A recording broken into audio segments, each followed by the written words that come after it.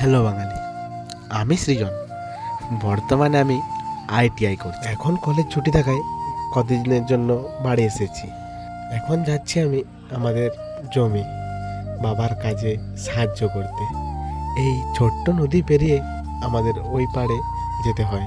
আজকের ওয়েদারটাও খুবই সুন্দর ছিল, আর যেহেতু শীতকাল আসছে তাই সূর্যটা খুব সুন্দর লাগছে, আর নদীতে জল খুবই কমে গেছে।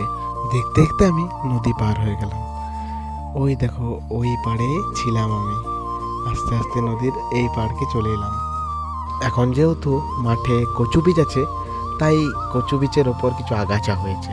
সেই আগাছাগুলো পরিষ্কার করার জন্যই বাবা মাঠে এসেছে, আর আমি বাবার জন্য খাবার নিয়ে যাচ্ছি এবং আমিও কিছুক্ষণ কাজ করব, তারপর বাড়ি চলে যাব। পুরো জমিটা আগাছায় ভরে গেছে।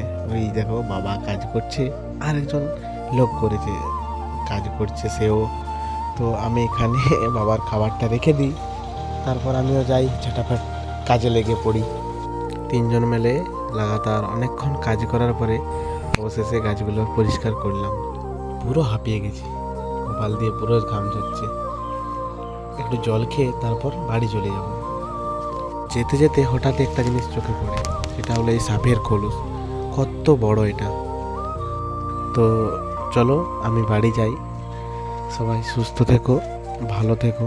তো দেখা হবে আরেকটি নতুন ভিডিওতে। Bye, tata.